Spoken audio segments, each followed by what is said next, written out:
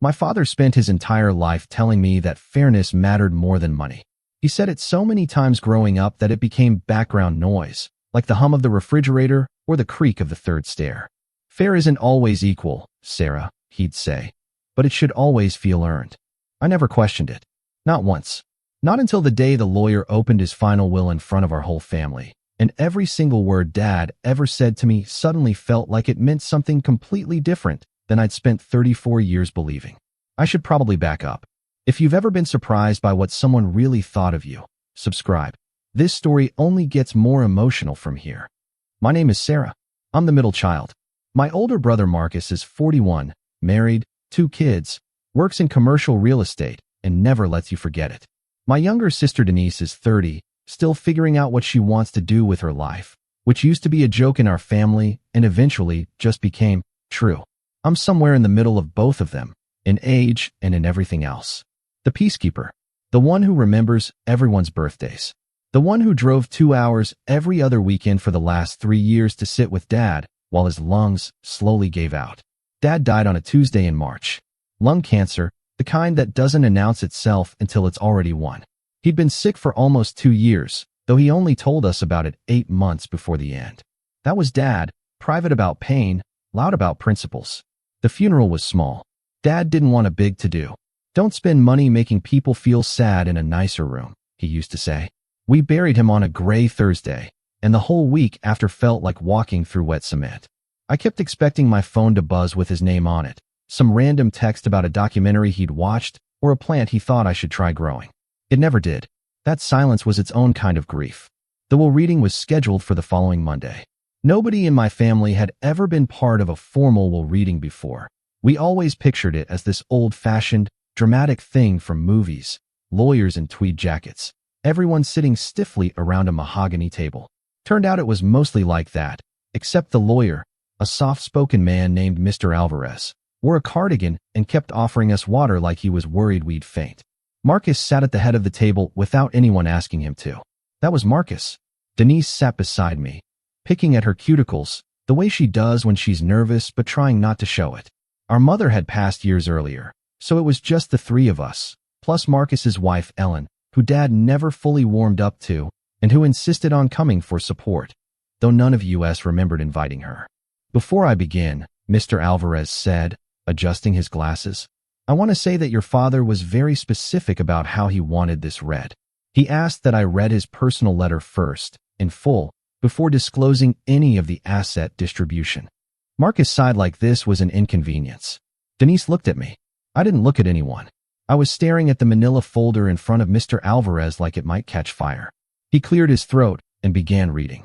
To my children, Marcus, Sarah, and Denise.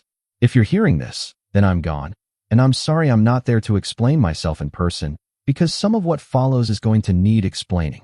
Already my stomach tightened. Dad wasn't a man who apologized in advance. He was a man who said what he meant and let the chips fall. You've heard me say 100 times that fairness matters more than money. I want you to know I meant every word of that.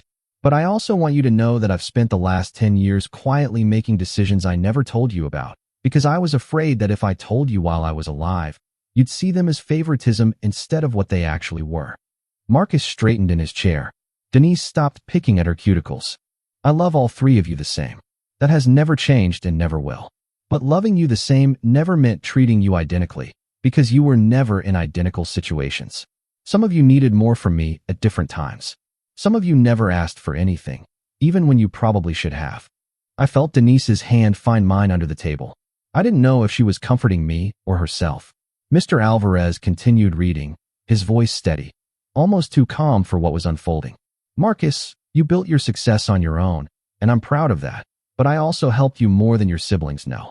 The down payment on your first house in 2014, that wasn't a loan from the bank, like I let you believe. That was me. $22,000, quietly wired, because you were about to lose the deal and I couldn't watch that happen to you. Marcus's jaw tightened. Ellen turned to look at him, something unreadable passing over her face. Denise, you know I struggled with how to help you. You've had a harder road, emotionally, than your brother and sister, and I never wanted money to be the thing that fixed what therapy and time needed to fix. But I paid for 11 months of your treatment program 4 years ago. You told everyone a scholarship covered it. That was me too. I asked the clinic to say that because I knew you'd refuse it otherwise, and you needed it too badly for me to let pride get in the way. Denise's hand went rigid in mine. I turned to look at her, and her eyes were wide, glassy, somewhere between shock and something that looked almost like shame. And Sarah, my name in his handwriting, read aloud by a stranger, hit differently than I expected. My whole body went still. Sarah, you never asked me for anything. Not once, in 34 years. You drove 2 hours every other weekend for 3 years to sit with a dying man who didn't always make it easy to be loved. You gave up vacations, relationships, weekends, sleep, and you never once mentioned it like it was a sacrifice. Mr. Alvarez paused for a moment, like even he needed a breath before continuing. I used to believe fairness meant equal division. I don't believe that anymore. I believe fairness means recognizing what each of you actually gave and gave up and needed. So here is what I've decided, and I need you to hear the reasoning before you hear the numbers, because the numbers alone will make you angry, and I don't want anger to be the last thing you feel because of me. The room had gone completely silent. Even Ellen had stopped fidgeting with her wedding ring. Mr. Alvarez set down the letter for a moment. There's more, he said quietly. But before I continue to the asset distribution, your father left one additional instruction. He asked that I not read the final page until all 3 of you have discussed what you've heard so far, together, in this room, without me present. Marcus stood up so fast his chair scraped against the floor. You're joking. I'm not, Mr. Alvarez said, gathering his folder. I'll be right outside. Take your time. He left. The door clicked shut behind him, and for a moment none of us said anything. Denise was crying quietly, not the dramatic kind, just tears sliding down like she couldn't stop them. Marcus was pacing, muttering something about $22,000, and why didn't he just tell me? Ellen sat frozen, watching her husband like she was seeing a stranger. And me, I just sat there, replaying every conversation I'd ever had with my father about fairness, every lecture, every lesson, wondering what the hell was on that final page that he didn't trust us to hear without talking first. Sarah, Denise finally said, wiping her face. Did you know about any of this? No, I said. I didn't know any of it. Marcus stopped pacing and looked at me, something sharp in his expression. You're always the one he talked to the most. You expect us to believe he never mentioned it. I drove up there to sit with him while he was dying, Marcus. We didn't exactly spend the time going over his finances. Convenient, he muttered. Don't, Denise snapped, surprising both of us. Don't you dare do that right now. The room went quiet again. Outside the door, I could hear Mr. Alvarez's footsteps, slow, patient, waiting. Marcus finally sat back down, dragging both hands down his face. Fine, he said. Let's just get it over with. Call him back in. But none of us moved right away. Because somewhere underneath the shock, underneath the anger, there was a small, cold feeling starting to form in my chest. The feeling that whatever was on that last page was going to change everything we thought we understood about the man who raised us. Denise was the one who finally called Mr. Alvarez back in. She didn't say anything, just opened the door and gave him a small nod, like she needed permission to keep breathing normally. He sat back down, opened the folder to what was clearly the final page, and looked at each of us in turn before speaking. Your father asked me to preface this by saying, what follows isn't a punishment, and it isn't a reward. It's an explanation of 10 years he spent trying to be fair in a way none of you would understand until it was already done. He began reading again. When your mother died, something in me changed. I stopped seeing fairness as a math problem and started seeing it as a debt. Not one you owed me, but one I owed each of you, for the different ways I'd failed you growing up. I wasn't always present. I worked too much. I missed things I shouldn't have missed. And I told myself that if I couldn't go back and fix that, I could at least be honest about it now. Marcus shifted in his seat, arms crossed, jaw tight. Marcus, I know you're angry that I helped you with the house and let you believe otherwise.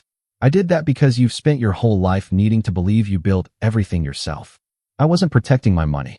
I was protecting your pride because I love you and because I remembered how it felt when my own father never let me feel like a self-made man. I didn't want you carrying that same weight. Marcus's eyes were red now, though he was fighting it hard. Denise, I know you feel exposed right now, hearing that everyone in this room knows about the clinic. I want you to know I never told your siblings the truth, not to shame you, but because you asked for privacy and I wanted to honor that until this moment. I paid for that program not because I doubted you, but because I believed in you enough to bet on it quietly, without conditions.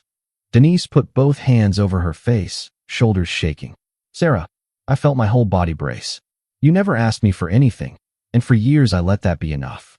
I told myself that not needing help was a strength, and maybe it is. But somewhere along the way, I think I mistook your silence for not needing me, when really, I suspect you were the one who needed the most and said the least. My throat closed up. I hadn't expected that. Not from him, not read out loud by a man in a cardigan in a beige conference room. So here is what I've decided, and I need you all to hear this as one decision, not three separate ones. The house goes to Denise, because she is the one most likely to need a stable place to rebuild, and because I know she will keep it as a home, not an investment. The savings account, and the value of what I quietly gave Marcus over the years, will be considered part of his inheritance already received. The remaining liquid assets will be divided between Denise and Sarah. And Sarah, the cabin, the one your mother and I bought the summer you were born, that goes to you. I hadn't expected the cabin. Nobody had. It wasn't worth much financially. A modest 3-room place 2 hours north, on a lake most people had never heard of, but it was the one place our whole family had ever been unconditionally happy. Christmases before Mom got sick. Summers before Dad got sick. It was the only property that had never been about money at all. I'm not leaving you the cabin because you deserve a prize for being the good one. The letter continued. I'm leaving it to you because it's the only thing I own that represents what I actually believe fairness means. Not equal shares, but the right thing going to the person who will understand what it's worth. Mr. Alvarez lowered the page and looked at us gently. That's the end of the letter. For a long moment, nobody spoke. Marcus was staring at the table, fists clenched, but not with the same fury as before, more like a man trying to rearrange something inside himself that had just been knocked sideways. Denise was crying harder now, but it looked different, lighter somehow, like grief mixed with relief. He knew. Marcus finally said, quiet. He knew I needed to believe I did it myself. All these years, I thought I was better than needing help. And he just let me think that. He was protecting you, I said. The same way he protected Denise. And you, Marcus said, looking at me for the first time without any edge in his voice. He protected you by assuming you didn't need protecting, which honestly might have been worse. I didn't say anything to that, because he wasn't wrong. Ellen finally spoke, softly. He loved all three of you enough to risk you being angry at him, rather than let any of you carry something you didn't need to. We sat in that conference room for another 20 minutes, not really talking about logistics, just processing. Somewhere in that stretch of silence, Denise reached over and took my other hand, so that I was sitting between my brother and sister the way I had at Dad's bedside. Except this time it didn't feel like an ending. It felt like the three of us finally understanding something about him, and about each other, that we'd never had the language for before.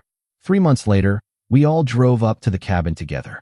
Marcus grilled burgers on the same rusted grill Dad had used for 20 years. Denise brought her new dog, a rescue mutt who immediately claimed the porch as his own. I sat on the dock, looking out at the water, thinking about a man who spent his whole life saying fairness mattered more than money, and who turned out to mean something far more complicated by that than any of us had understood. He wasn't fair because he gave us equal things. He was fair because he gave each of us exactly what we needed, and trusted that someday, we'd understand the difference.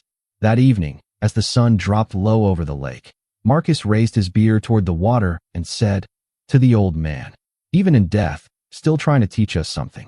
Denise laughed, really laughed, for the first time since the funeral, and I realized, watching the light shift across the water, that the version of my father I thought I knew wasn't gone. He'd just been more than I ever gave him credit for. Some inheritances aren't about what you receive. They're about what you finally understand.